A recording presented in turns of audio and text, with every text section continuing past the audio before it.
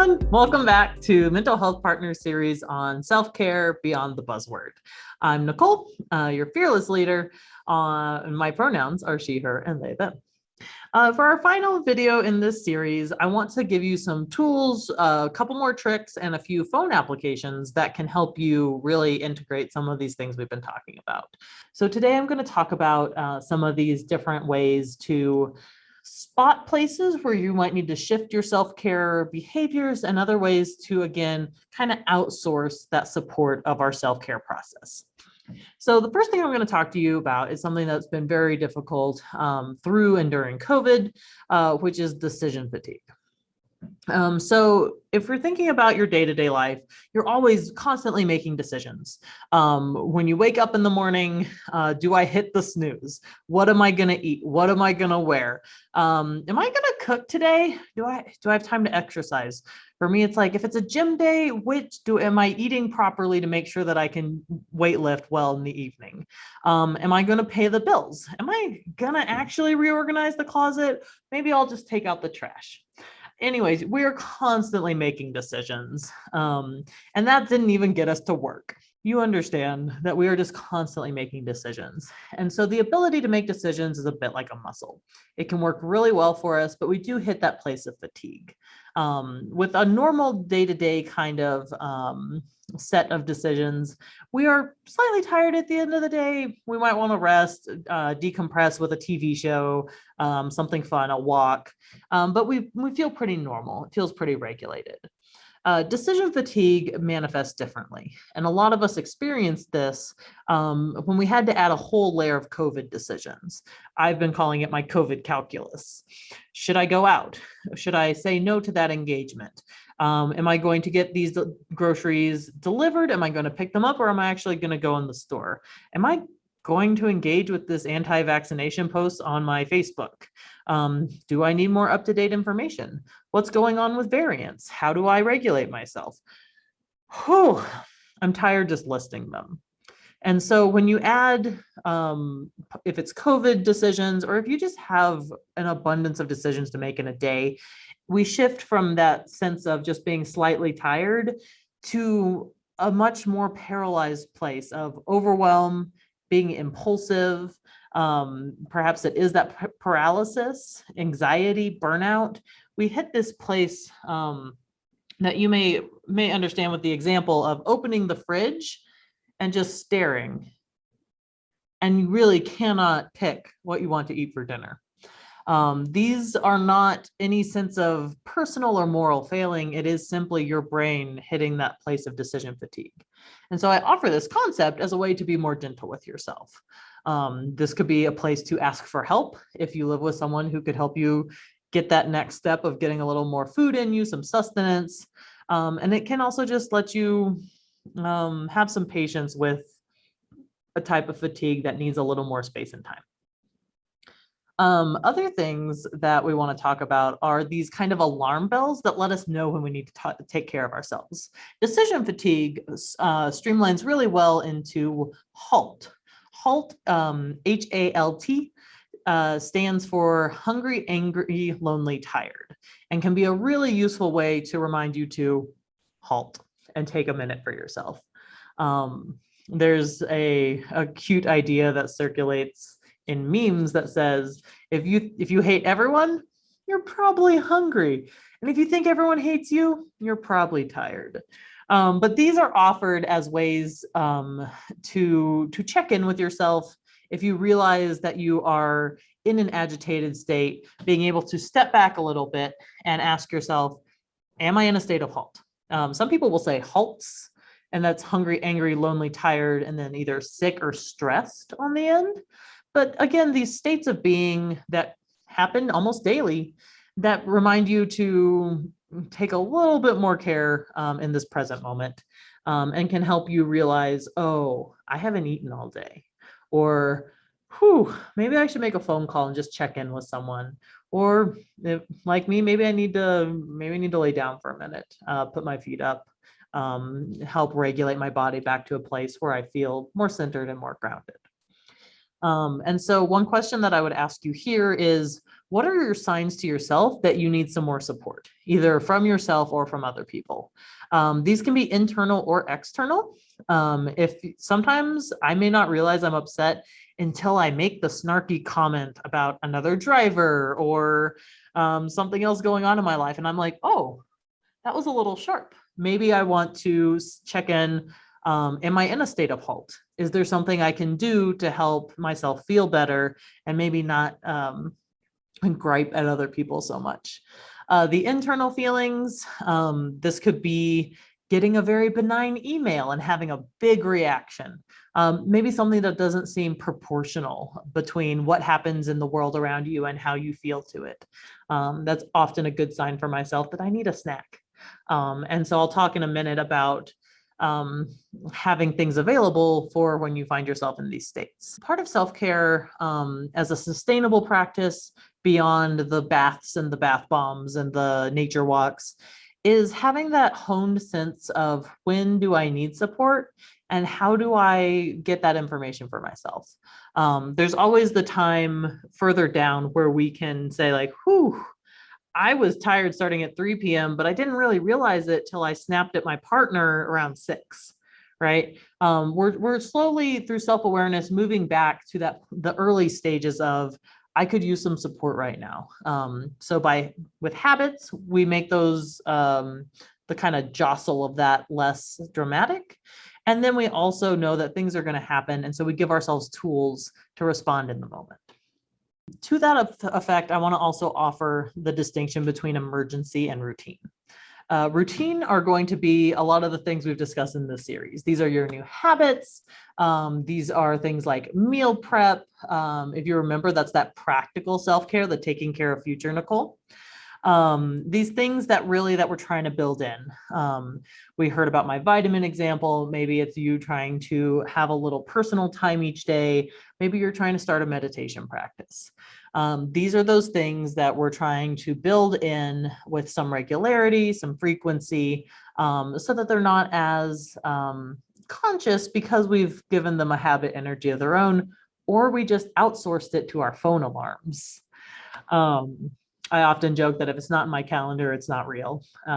So whatever tools work for you, we'll talk about phones a little bit more here in a minute. So those are our routines, and those have a different kind of momentum about them. Separately, we also want to be prepared for emergencies. We can't plan for everything. I've tried, it didn't work. Just take my word for it. And so if you think about the word emergent in emergency, these are things that arise. And so it's always good to have resources on hand for those times. There's two different kinds of emergencies that I consider when I think about my own resources. There's the ones where I'm going to want to call a professional.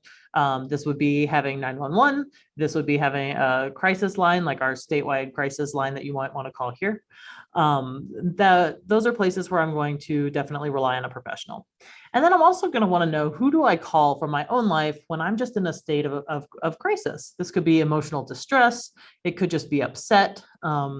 Something perhaps happened to my cat and I need someone to walk me through the next steps. But knowing ahead of time who those people are helps me in that activated moment, because there's a lot of physiological changes that happen in a heightened state, and our thinking isn't going to work the way we're used to. And so if you have speed dial, that's somewhere where you can save them. If you put an app on your phone to have a quick call, there's lots of different ways to handle that so that you don't have to think about it. Again, we're trying to kind of take those middle steps out, because in an emergency, we don't have all of our resources about us. So knowing who we're going to call, making that easy. Again, we're back to snacks. Nicole just very believes in snacks. And so I always have a couple protein bars stashed in my purses, in the pantry. I try to keep healthy snacks that I know I like. For me, that's almonds. I try to keep hummus around, but things that have a low barrier to entry. If I realize too late, okay, I'm in a state of halt, it's absolutely hunger, but I don't have enough reserves left to cook something. Then I have these snacks that can sustain me into either getting a full meal or, with hummus, some peppers, some pretzel chips, I can make a decent sized meal out of that for myself. So snacks, again, these are about the emergencies where something changed, your habits got bumped, and you just need a way to take care of yourself in this moment. This is often where I will remind people, like, first things first. We really cannot tackle writing that email if we're hungry to the point of being very kind of agitated and beyond ourselves. So again, distinguishing between what is routine self-care and what is emergency self-care can help us prioritize our resources. One thing that I really like for this is this quadrant system of sorting our schedule. Often there are going to be a lot of things that sound urgent. And I'm happy to tell you a lot of them aren't. So if you look at this quadrant table that we have here, you've got non-urgent and urgent up the side, and then you've got non-negotiable and negotiable across the top. Things that are both urgent and non-negotiable go in that top left category. These are your top priority. When I say negotiable or non-negotiable, that's also often a thing of like, do I have to do it? So if you shift over to things that are urgent but negotiable, these are things that someone else can do. Asking for help can be difficult. That being able to reach out and ask for support is not something we're very good at often. And so this category can take some growth, but can really help you to prioritize yourself and the things that end up in that top left quadrant that are both urgent and things that you need to handle yourself. So we delegate the things that are urgent and negotiable. And then down the left column, we have things that are non-negotiable, but also not urgent. We take those things that I need to do later, and I put them onto my to-do list. You're asking about that last quadrant, bottom right. We're not going to touch that. That is things that are both not urgent and not for us. We let those go. Again, I am someone who likes to think that I'm in control by handling everything. And one, I can't do it all. I tried. And then there's such relief and joy to be found in letting some things go. So I, again, can really focus on what's important to me and have that intentionality about what gets my time and energy. If that sounds like something you struggle with, definitely check out the boundaries video we put out recently. So yeah, so those are all ways to kind of conceptualize what you need to be prioritizing in your life. And then there's also ways to reinforce that with phone apps. Again, phone apps are going to be about getting into a rhythm and a system that works for you. So you might try these, some will work, some won't. It's about seeing what sticks. So there is an app called Tasks by Torrento. It will basically create that grid pattern that I talked about earlier, helping you to prioritize between urgent, non-urgent, negotiable, and non-negotiable. I like having a colorful visual for these things, and this absolutely provides that. The other one I want to offer is Habitica. Habitica is a gamified way of getting points for the things you got to do, or the things you want to do, I should say.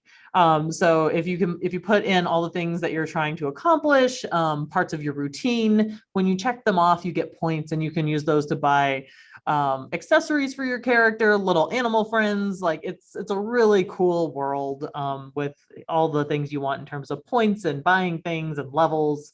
It's really fun, and I've definitely used that one before myself. So if you have other app ideas, feel free to drop those in the comments. I'm always interested in what's up and coming.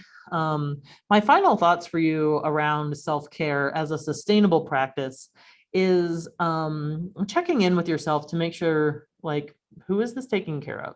Is this self-care? By asking, who does this serve? And is this action the most important thing in my queue? Again, that grid tool that we just talked about can be really helpful for that. The other things I want to send you off with are giving yourself full credit for the things that you do accomplish. Every little bit counts, and every little bit is amazing. Again, sometimes we can fall into that. I got to do more. I got to be more. And I want to tell you, you are enough, you do enough, and you have enough. You got this. if there's anyone who tells you you're doing it wrong, they don't know. They're not you. So there's no right way to do self-care. Don't listen to the haters. And finally, you can't do it alone. I believed for a long time that I just didn't have to do it alone. No, you can't do it alone. So self-care is often a thing of community care, and I'm really glad to have been part of that path with you. So yes, definitely catch up with us for this good content across Mental Health Partners social media. We're on Instagram, YouTube, Facebook, wherever you like to pick up our content. We look forward to continuing to talk to you about mental health and staying well in these times. Thanks.